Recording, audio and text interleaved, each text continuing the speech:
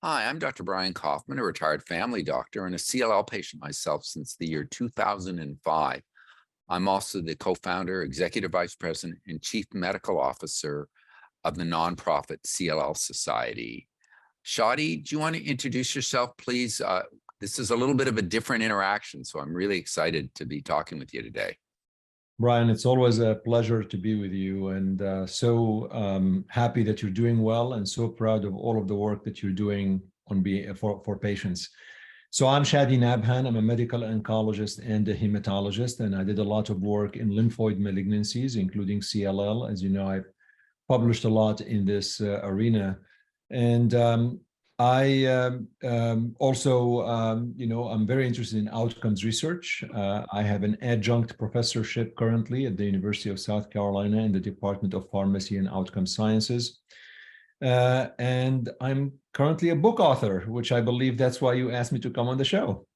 So we've talked before about a lot of the kind of research, real world research you've done, laboratory research, clinical research, but this is different.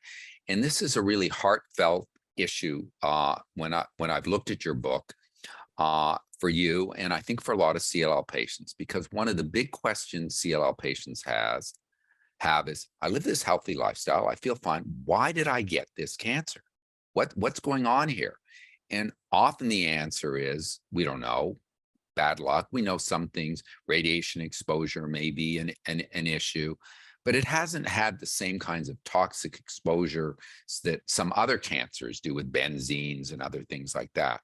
But there may be an exception, and you've researched this exception and written about it in your book called Toxic Exposure. But it's not, there's a lot of controversy about this. There's a lot of interesting politics and legal issues around this, but what I want to get at is what patients should know about this. So tell us about the toxic exposure book, why you decided to write it, how you got involved in that, and why this is a pertinent issue for CLL patients. To your point, you're absolutely correct. So just to back up just a little bit, all of your viewers and listeners obviously know this, that CLL, while it stands for chronic lymphocytic leukemia, it is a form of lymphoid malignancies. It's a form of non-Hodgkin lymphoma based on the WHO classification. So that's just a point of clarification.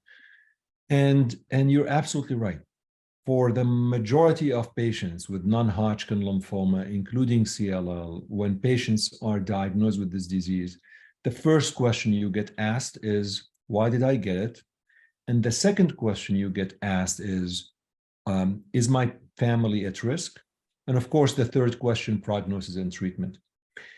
And for the majority of patients, we don't know the answer. And we always say, we don't know. The question becomes, is there a possibility that there is a subset of patients whom we might know why they developed this disease? And that's really the question. So just because we don't know for the majority of patients does not mean we should stop asking questions. We should not really investigate.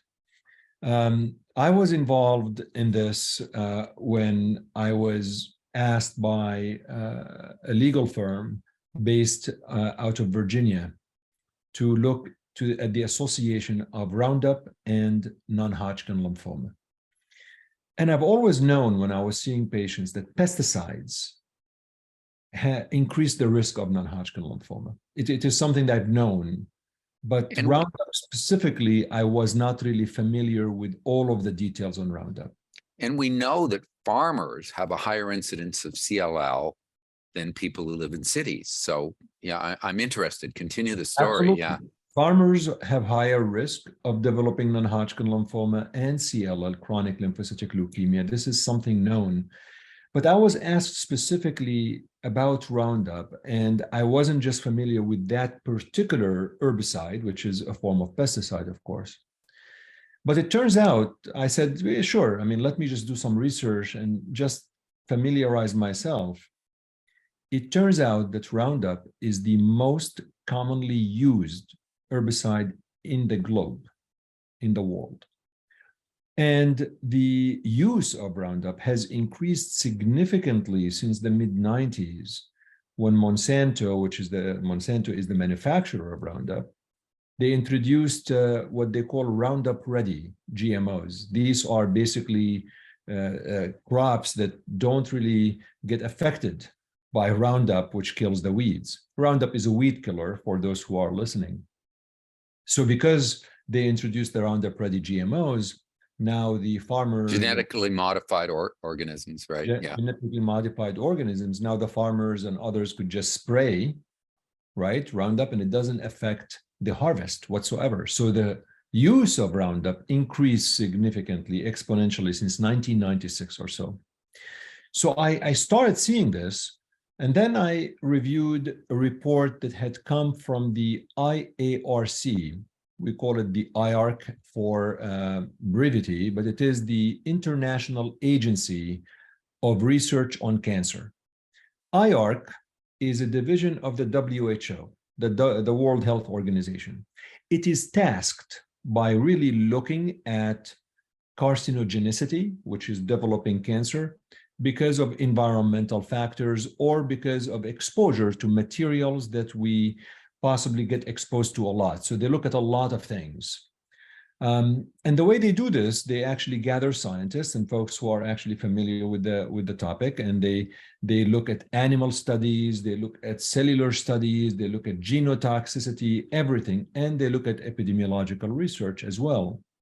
And they spend time looking and investigating all of these, but they only look at published research, at peer-reviewed research. And their process is very transparent. The scientists that evaluate this, they don't get compensated, they don't get paid by anyone. So IARC issued a report in March 2015, and they basically, after they reviewed all of the literature, they determined that glyphosate, which is the main ingredient of Roundup, is a probable human carcinogen. So this was what they asserted based on reviewing the evidence. I read the report, I read all of the references, I looked at all of the epidemiological studies, and I was convinced that Roundup is a very important possibility in some patients, that it has the carcinogenicity potential, and that could lead in some patients to developing non-Hodgkin lymphoma. This does not mean, Brian, that every lymphoma patient developed the lymphoma because of Roundup. And it does not mean that Roundup causes lymphoma in every patient that sprays it, right? I mean, you know, and I know that there are smokers who smoked like a chimney and never got cancer, and some who did not and they got cancer. So it is what it is. But it's important to identify materials that we actually are exposed to that might have the potential to developing cancer. So after reviewing the evidence, I was convinced with this, and I decided that I will work with this law firm and a couple of other law firms as an expert witness, looking at the evidence for some of the patients that they were representing and testifying on their behalf based on my knowledge and expertise, whether Roundup did cause lymphoma in these patients that I was defending. And I testified in 3 trials. The first one was the first ever trial that was taken against Monsanto in this litigation, was Johnson versus Monsanto. It was in the summer of 2018. And then I testified in the second trial, which was Hardeman versus Monsanto, and the last trial, Piliades against Monsanto. All of these trials were won by the patients, by the plaintiffs, with record verdicts. The last one, the Piliades against Monsanto, was won with $2 billion, $1 billion per plaintiff. This was a couple, a husband and a wife. Both of them developed non-Hodgkin lymphoma. Both of them developed the disease, and they both sprayed Roundup very heavily. You gotta think, if you have a husband and a wife, they live together, develop non-Hodgkin lymphoma, you must think, what is the common denominator here, right? It's just common sense, right? Just to think logically. So that's how I got involved. And then I really decided that there's a lot of information that the public must become aware of. And I took on the task of, let me write a book about the experience I've had in these litigation trials, but it's really about the patients that really suffered from the disease, and what's the evidence? How did I really come to that conclusion? What happened in the courtroom? What happened in the depositions? There's a lot of legal back and forth, a lot of courtroom drama in the book, a lot of, but I explain to the readers how I came to the conclusion. So CLL being a form of non-Hodgkin lymphoma, going back to what you just said, there is a possibility that some patients with CLL who have had very heavy exposure to Roundup could have developed the disease because of that. We can't really tell unless we investigate each case by itself. But I think Roundup as a pesticide, as an herbicide, in my opinion, is causing net harm to people. And in everything in medicine, as you know, Brian, we balance risk and benefits, right? So in anything that we do risk and benefit. And I think the risks of Roundup significantly outweigh the benefits any way you look at it. And I'll pause in a little bit. I just want to make sure I tell viewers and listeners, there was a time in medicine, in our lifetime, where smoking was not considered a carcinogen. There was a time when you would actually see physicians on rounds in the hospital smoking. On TV, you're a talk show interview and the guest and the reporter are both smoking. It was acceptable. We had advertisement how good smoking is. It was masculine, it was sexy, it was great. We know without a doubt today that smoking is a carcinogen. We know it causes cancer. There is no reason for us to think, just because we did not know that Roundup is a problem, and it is a probable carcinogen in the 80s or 70s, that it is not now. We know that.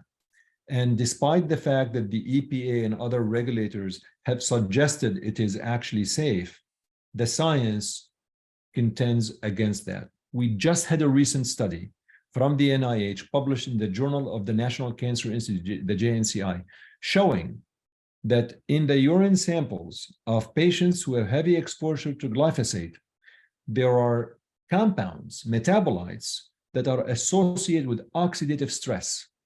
And you know, oxidative stress is one of the ways that sometimes lymphoma and CLL could develop. So I think I spoke a lot, but I want to make sure I explain to viewers how things really happened, because science is not perfect. There's no study out there that's perfect. As physicians, as people who are trying to help patients, we need to make sense out of the imperfect science and really help patients. And what Monsanto has done throughout all of these litigations, they will just pick and choose every possible deficiency in any published study, and they hone on it and just talk about it. And it just tells me they've never taken care of a patient. They've never realized that we need to actually tell patients and counsel patients what's right and what's wrong. So it is my opinion that Roundup is a probable human carcinogen. I agree with that. People who use it, they need to be careful. If they want to use it, I prefer nobody uses it, but if they must, they have to wear protection. They have to make sure they minimize exposure. They use it very little. And I do believe Monsanto needs to really warn the public. They still, to this day, say that it doesn't cause cancer. All of this is not correct, and I disagree with their conclusions. Everything Wow. is in the book. Everything is in the book. Yeah, and I'm sure there's tons of legal drama and intrigue, and it sounds like the stuff of a blockbuster movie to me. It sounds pretty interesting. I do have to add, it sounds to me like you're saying not only is there the epidemiological evidence that people who've exposed have a higher risk, but there's also some basic bench science behind this that says we can see how this molecule could potentially lead to the changes. There's a very plausible kind of pathway in terms of how this chemical could affect your blood cells to lead to cancer. Is that a correct understanding? It is correct, because as you know, you're never going to have a randomized controlled study, right? You're not going to say, I'm going to put 100 patients in one room and spray them with Roundup and another 100 and not, and I'm going to follow them. Unethical, can't be done. But epidemiologic studies give you a hint. Okay, there's an association, maybe a causation. Let me take a look at additional information. Then you look at the animal studies. and you see that there are animal studies in mice, in rats, that have developed malignancies, including lymphoma, when they received high dose of glyphosate. Then you look at cellular studies, and you find that cells that are exposed to glyphosate have chromosomal breakage, oxidative stress. So there is a mechanistic plausibility. There are animal studies, and there are the epidemiologic studies. Now everything you just start making sense. So as researchers, as physicians, as experts, we need to look at the totality of evidence. We can't just look at one piece versus another. And that was my charge. When I actually defended these patients, I looked at each case individually. I looked at the situation, at the disease, at the exposure. I linked that with the published evidence, epidemiologic, animal studies, cellular studies. I relied on some of the experts as well that testified on behalf of the same patients I defended, toxicologists and epidemiologists and statisticians. And we came to that conclusion. In these three trials, I testified in, the jury found for the patients and the plaintiffs. So let me ask you this. It's a common topic that goes in and out of popularity on a lot of the forums for CLL patients, on some of the Facebook groups. A lot of us, myself included, have been approached by attorneys in terms of Roundup. Most of us have had, or many of us have had, casual exposure to Roundup at some point in gardening back in the 90s and whatnot, before there was any particular concerns. Is, one of the things that, and I'd love your take on this, is getting a little from the science, is I always tend to run away from things where there's these big attorney firms getting involved, trying to round up cases and stuff like that. Do you have any sense on that? Or you must run into this when you were in practice with lymphoma patients and stuff who maybe had they're not farmers, they don't have heavy exposure. And I heard you use that word heavy several times, but maybe a casual exposure. Maybe they're growing some tomatoes in their backyard or something like that, trying to control, or they got weeds in their lawn and stuff like that. Because I remember having a bottle of Roundup in my garage at some point, and using it. And I'm sure I wasn't meticulous about being masked and gloved and all the things that I would now. So what do you say to those patients? Look, I think it's fair to say that every situation has to be taken a little bit differently. That's why we have to review the medical records, look at other risk factors that patients may have that are associated with non-Hodgkin lymphoma. You and I know, for example, just to throw just an example, somebody who's had an organ transplant and develops PTLD, post-transplant lymphoproliferative disorder, which is associated with EBV virus. Maybe that is really more causative factor. Here's the issue.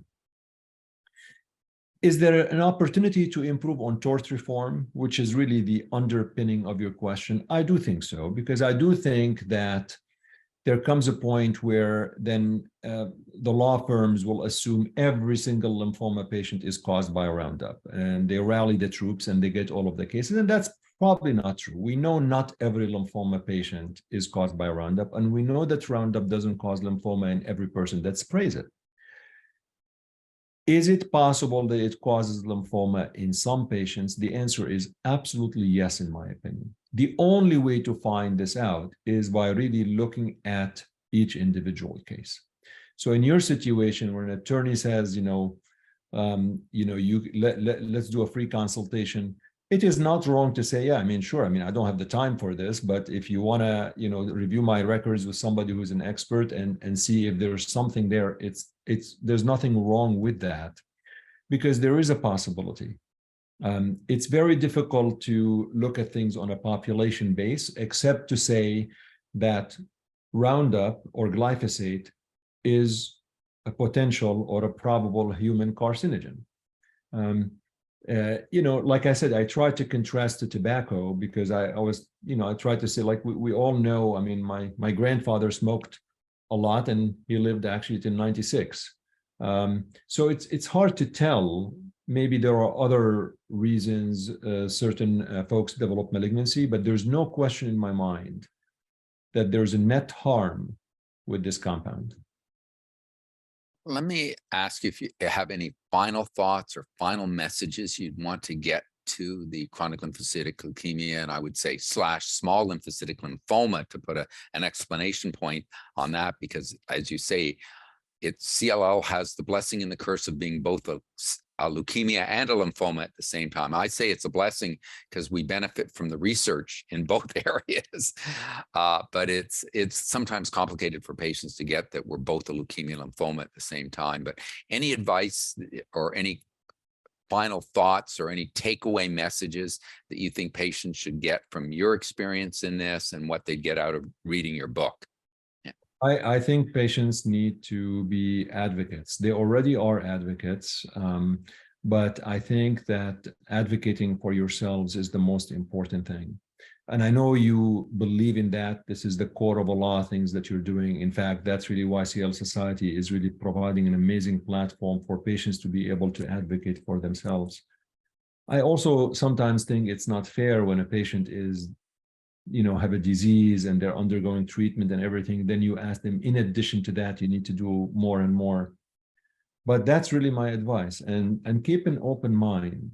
There is no question in my mind that, once Monsanto reads the book, they will have a couple of reviewers somewhere in the lay press that will say, this is a terrible book. I already can see that. It's the way it is. This is how media is. This is how, people have formed their opinions already, and I didn't. I've said in court, in front of the jury, in front of everybody, I wasn't really that much aware of Roundup and lymphoma. I'm never shy of telling the truth, but I'm like, that's really intriguing. Let me read about all of this. And it's not like I was doing expert witness work for 20 years, so I've never done that. So I wasn't really in it because I want to do expert witness work. I'm glad I did. It took a lot of toll on me physically and mentally, and that's why I don't do it anymore, because I don't have the bandwidth and the mental capacity.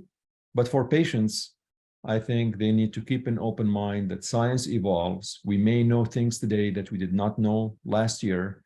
And our goal is to try to keep asking questions. We must ask questions.